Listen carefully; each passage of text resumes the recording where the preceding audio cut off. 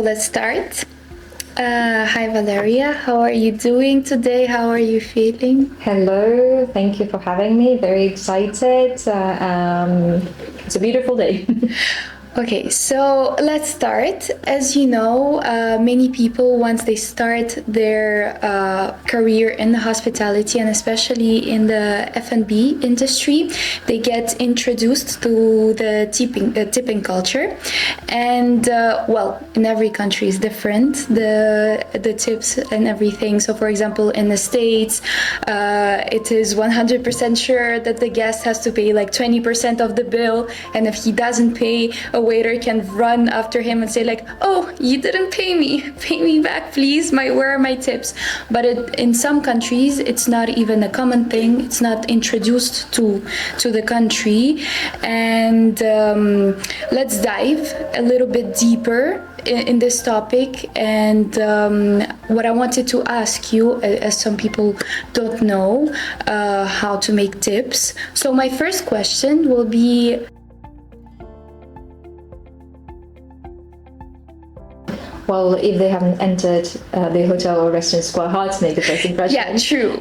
When they start to enter. But actually, that's when everything starts happening, because every little detail influences the customer's decision after. Even how the entrance looks, how clean the area is, how busy the restaurant is, sometimes also affect whether they're going to even enter the place. Sometimes you probably can see in the streets there are several restaurants back to back, but some of them are empty, others are full. And it doesn't mean one is good, one is bad. It's just about how they look, how they, what kind of feeling they give to their potential customers, and how people who welcome the new guests actually get the first gestures running, right? So very important how things are set from the very beginning, from the get-go, from the entrance, and then how people greet.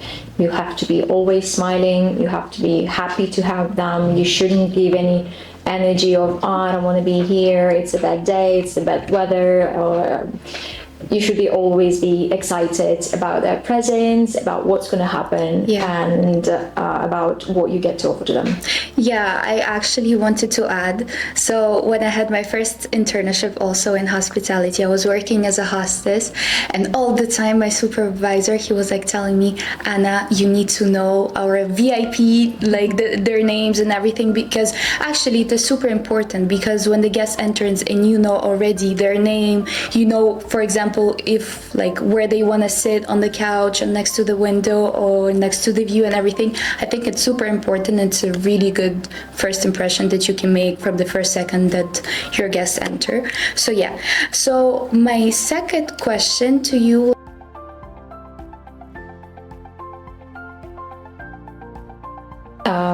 well, to touch point on what you just said, knowing your guests, it's very important, not just saying hi and here's your table, but actually knowing the VIPs. If you watched our recent live session with Zuma restaurants in the US, they explained that they have a special system behind that.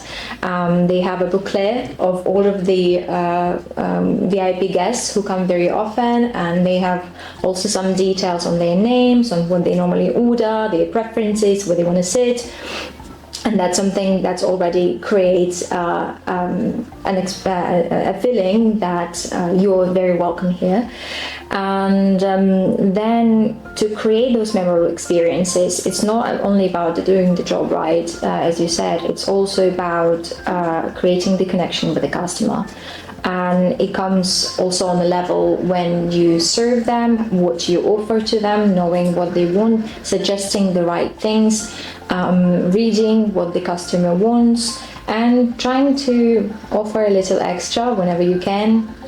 Recently, I've been to a restaurant and we had a wonderful dinner with my sister, but at the end, the waiter came to us saying, hey, would you like to try something? This is completely on us, but we want to have you experience that little drink, a special cocktail that they can do for you, or even a little chit chat that you have, sharing anecdotes, sharing stories with your customers, just being friendly and being a human being rather than just a robot doing. Yeah, it's so true. I completely agree. Even, I don't know if you know, in the Ritz-Carlton, it's super common. They have like their wow stories. So actually you can, for example, if the couple comes and they just tell the hostess or the waiter, oh, it's our anniversary, or like it's our birthday. In Ritz-Carlton, it's super common that we give them something, or like an incredible experience in like some part of the restaurant where it's like for VIP, or a cake. It's like super little things, but they get so memorable in people's head, and they want to come back and they want to see your face again because they remember you because you did something good for them.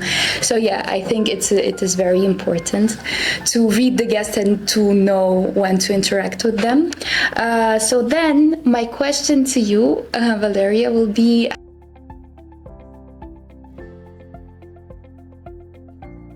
I think we already talked a little bit about it, but maybe you want to add something more to that.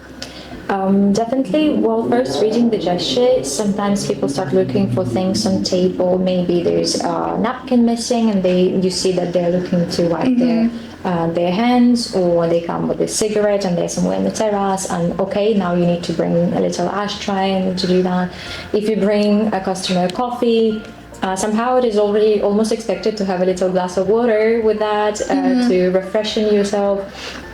Or even paying attention to what customers say. You don't have to be there standing next to the table. You can be on a distance, but instead of counting the stars or looking around, you just can listen to what people say. Not to know their stories, of course, but maybe they do a little comment. Sometimes to listen to the stories also fun, yes. When you get bored. That's also fun. We did have such cases when customers would be sitting at the restaurant. It wasn't too busy, so of course when it's a loud environment it's a bit harder to do that. But when we have the guests sitting and dining, they would say things like that, oh, that would be nice to have a little extra sauce on the side because this and that. And we would bring it without them actually asking for it. It was just their little idea that they had in their head. To us, it doesn't cost much, but to the customer, they feel already special. Yes, and also to add to that, tell me if you agree or disagree. Also, it's not about just getting tips, but it's creating long-lasting relationships. So if you do those little things, if you pay attention to your guests in their needs, if you have a little chat with them, do you have a better chance that they come back or they write a good review about you. So I think this is very important, to be a friend to your guests, be a psychologist, be whatever you want to them if they need it. So yeah, I think that is very important. It's actually never about tips. If you focus on the money that you make after, you will never succeed. It's all about the connection that you create and making your customer come back. If they don't come back, regardless how much they will leave on top of your check, you will not repeat that after. Right? Yes. And getting a new customer is way harder. There is a statistics behind it. One negative comment takes away 10 customers. Ooh, that's a lot. One positive brings a new one. Only one. Not more than that. So the moment you have somebody leave upset, there's a very high risk that there will be many more people who will hear that, who will not come back, who will read it online, and will not even come and try your restaurant, regardless how good you are. But if you make everything right, there's a good chance that somebody else will come back. Yes, I completely agree with you. And last but not least, to finish up this video interview,